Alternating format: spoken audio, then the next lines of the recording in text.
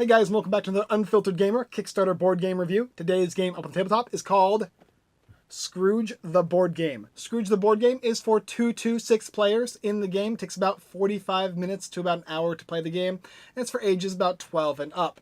In Scrooge the Board Game, you're going to be playing as a character from Oliver Twist, as well as a couple other things, I believe. And you get to select any one of these characters. These Oliver Twist, there's Artful Dodger, there's Mr. McCower, Fagin, Belle, and Mr. Pickwick. And you're going to be trying to basically convert Mr. Scrooge. And throughout the game, you're going to be walking through this board to collect different things, like either money or cards, as well as playing different things on your opponents. And you're trying to get to the end and where you're going to try and out-Scrooge Mr. Scrooge. All right, well, let me go ahead and show you what the game looks like. So here are the contents for Scrooge the Board Game. Now, you're going to get 6 different characters to choose from for a 6-player game. You get paper currency from $500 to $25, 2 different die, a 6-sided die, as well as a 0 to -2 to +2, the Scrooge's Bag of Tricks, Nightmare cards, Scrooge's Money Box, and Ghost cards, as well as a character card to choose from that have a backstory on the backhand side, tells you kind of what the character is and what he does, as well as a full, beautiful board that shows you how you can go across the board to get to the end of you've out-Scrooged Mr. Scrooge. There's also a couple little pathways that will take you back and forth throughout the board as you try and collect things. And finally, there is a counting house, basically similar to free parking in Monopoly, and where you can actually gain stuff from Mr. Scrooge, or he can take stuff from you as well. So before you begin the game, there is a little bit of setup. First of all, you're going to give everybody $2,000, and you just give them out based on this paper currency here, as well as taking out the nightmares in the deck. There are called turning point cards, and there's about 8 of them. You're going to give everybody one of them and then shuffle them back into the nightmare deck. Those are going to be used as bluffing cards, as well as in either a long-lasting effect or something you can use to discard for an effect, as well as selling it for money. But because you cannot win the game with a nightmare, it kind of uses as a bluffing card to where people think that you might still have a nightmare left over. So that is kind of what it's for, as well as some of them do other things. There's some little things they can do. On your turn, you're going to be doing a movement, as well as choosing either one or both of these die to move, and you can choose to move forward or backward, as well as using ghost cards to move. When you move, you only get to activate the square that you moved on the first time, and if you have anything that makes you send you back or move you forward, you don't activate those squares. So it's only the first time you actually do your movement action is when you're going to be moving.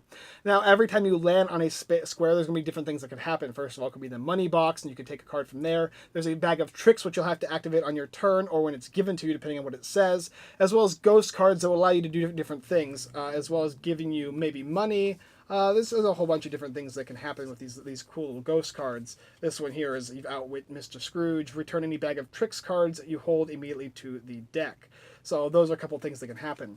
And after you go ahead and choose a character to start, they get to go ahead and take the die and begin their turn. Let me go ahead and show you what it looks like.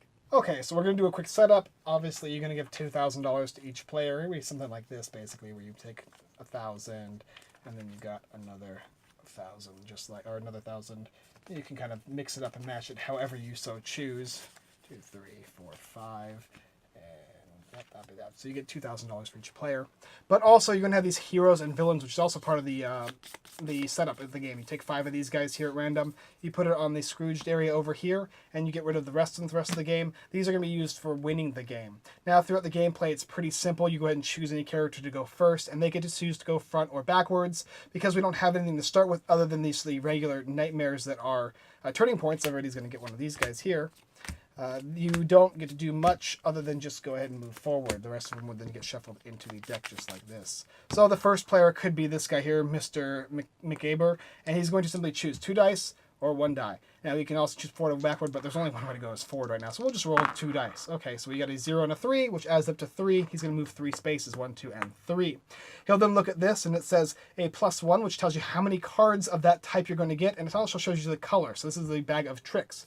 He'll take this card here. Feeling lonely, move to the closest player behind you. If you are in the last position, go back 2 streets. Now, when you get this thing, if you're in front, you are going to be playing this card. Otherwise, if you are in back, you can give it to a certain player, who is the highest player. I think it's the first place player, and do whatever it says. So this would be move to the closest player behind you. If you are in last, go back 2 spaces. So you just go back there and use this card up. Then the next player would get to go, and he'll simply roll his dice as well. 4, 1, 2, 3, and 4. All right, Scrooge's money box, and gets 2 of them, win 100, lose 100, so he wouldn't get anything in that aspect. And the next player would get to go. What do we got? We got a 4 and a 1, which is 5. 1, 2, 3, 4, and 5. All right, that will get you a Nightmare card. You have to flip it over, and then you will buy it. So you would spend $100 if the person had $100, just like this. And they would get this card. Now, you can use these cards depending on what they do. Some of them won't let you use them. You have to just get rid of them. But for this one specifically, you might have an ability. And you can't have those at the end of the game, otherwise you cannot win. So the next player will get to go. There we go. 4 and a -1, which is 3. 1, 2, 3, and... Oh, right there. And money box. Person in first place is this guy.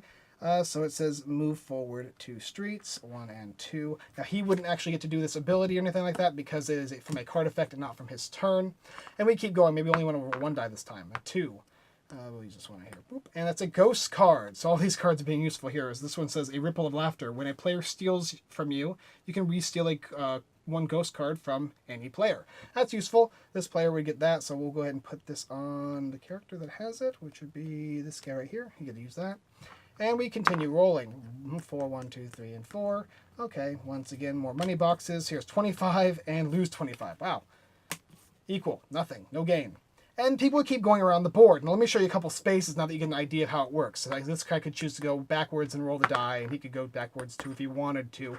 And that would be useful throughout the game here. But there are lots of different spaces. We talked about the ghosts, the bag of tricks, the money box here, and then these are the nightmares where you can buy them and they do different things, as well as the Scrooge U, and then you have like the debtor's prison here.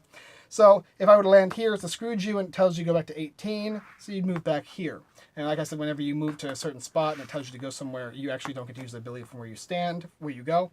But you keep going around the board, and you land on different spaces, and you do different things. Now, there's also a couple other cool things, like here on Drury Land is an all play, and I believe this is the one that is the poker one, where you're going to be drawing cards and playing them, trying to beat Mr. Scrooge. And I think it's based on the money box here, where each of you is going to get a certain amount of money box cards, and you're going to bet money based on who, it's 3 cards. You get to bet money on who you think is the winner, who has the most money. And then after you bet, you're going to be simply putting in money from the pool. You're going to flip them over, and whoever has the most wins. Now, of course, after everybody has been flipped over, you determine who wins. So you got lose 250, lose 100, win 100. That means minus 250. This person would be minus 50. So this person would be winning so far, but he still have to fight Mr. Scrooge here, and Mr. Scrooge would flip over as well. And he has to match any bet any player puts down. And he's way under. He's like negative 500 or something like that, negative 400. So this person would be the winner, and he would collect all the things. And there are a couple cool mini games like that in the game. But you're also going to have these secret passageways as well, and you can't go through them unless you land on that specific space that allows you to. Now, on this one here specifically, you can't go this way. You can only go this way. But over here, you could go across this way. Now, when you go across these spaces here, these are going to be beneficial to you negative towards you most likely because you're taking a shortcut. Whereas if you go here and go backwards, these can be bonuses for you most likely because you're having to go back, and you might need to do so to collect new weapons or new things to help fight Mr. Scrooge. There's a lot of different other things in the game that involve making you pay things, making you go back spaces. And there are other spaces like this that make you go all the way back to 42, which can be nasty because then you have to actually have a chance of going back here and having to go all the way around the board again. And the idea, obviously, to get all the characters to this area here to where you get to fight Mr. Scrooge, and whoever is able to fight Mr. Scrooge and beat them is the winner of the game. Now, before I get into talking about how to fight Mr. Scrooge and win the game, I want to first mention a few caveats. And the first caveat is whenever you go backwards, you're going to gain $50 per space you decide to go backwards. So that could be a reason to collect more money if you need to fight Mr. Scrooge and whatever other reasons it might be. As well as whenever you do a mini game, every player has to put in at least $50 when you're playing the game. So you're always in it to win it no matter what, even if you don't want to be. Secondly, and lastly, this is how you win the game. First of all, you're going to get to the last page, which is the Scrooge's Moment of Truth space. And once you get there, you have to spend $500 to fight Scrooge. If you don't have that, you have to go back and get it. But once you do have that, you're going to then each get three Scrooge money box cards, you and Scrooge himself. Scrooge is also going to get one of the hero and villain cards and put it with him. Then you are able to choose any ghost cards you want from your hand to add it to your score or do whatever they say. play. Maybe it gives you a bonus of some sort. And finally, everybody else will have a chance to play one ghost card to try and stop you from winning the game. After that has happened, you will flip over all of the cards Scrooge has and all of the cards you have, and if you have more money than Scrooge, you win the game. And of course, Scrooge has a little bit of an advantage, generally speaking, because he has got these villain cards. So we look at it, lose 25, lose 50, and then win 75, which puts you at 0, plus a 50 for the Scrooge villain card, so he's at $50. And you would have had lose 2 25s and win 25, which would mean you're at negative 25. So, in that case, Scrooge would win. And you'd have to try and fight him again, and that might cause you to have to go back or do some other things as well as playing the ghost cards. But that is the idea of how you play Scrooge, the board game. You're trying to get to the very end, you're trying to out-Scrooge Mr. Scrooge, turn him into the good side, however you want to look at it, and just be the one to fully complete the game by successfully getting those money box cards, successfully gaining the most money at the very end of the game without anybody able to stop you. Alright, so what can I say about Scrooge the board game? Well, first of all, as you can see, this is one of those roll to move style games in which you're trying to get to the end of the board and accomplish some sort of objective. There's also quite a large amount of different types of decks in the game, with quite a fair amount of rules involving all the different decks and how they work. Not only that, but you're also going to get a bunch of mini games in the game itself, which if you like mini games, that's a cool little addition. One of them is obviously the cards, which I talked to you about. Everybody gets 3 and you flip them over, whoever has the most money wins, and you're kind of betting based on what you have in your hand, and you get to look at what you have. So it's kind of a little poker edition there, as well as a die game, which is basically you're going to roll the die, you choose a number, everybody chooses a number, roll the die, whoever gets that number pulled up, they win. If not, it goes to Scrooge and you can lose everything. So there's a couple ways to gain money throughout the game, which is a little bit of betting, luck, and chance kind of feel. Also, when you're moving this roll to move game, you're going to get to use these 2 die, which is nice. So if you want to only go a certain amount of distance, which is either forward or backwards, it has a few interesting mechanics, like if you want to go forward, or so if you want to go backward and you roll a -2, you have to go forward. And if you if you want to go backwards and you roll a +2, you'll actually go backwards too. So it has that weird kind of feel to it. It's not too difficult once you grasp it, though. The board is beautiful, and then it's very colorful and very nice as far as how it looks. I really do like the style of the game, as well as I do appreciate the Christmas theme to it. It has kind of like a kid's theme almost. I would imagine teenagers. It has paper money. I'm still not a fan of paper money. I still would rather have cubes or chits or something else that's a little more sturdy, a little more strong. But that being said, it's one of those basic style movement games with a bunch of additional added stuff for board gamers to enjoy.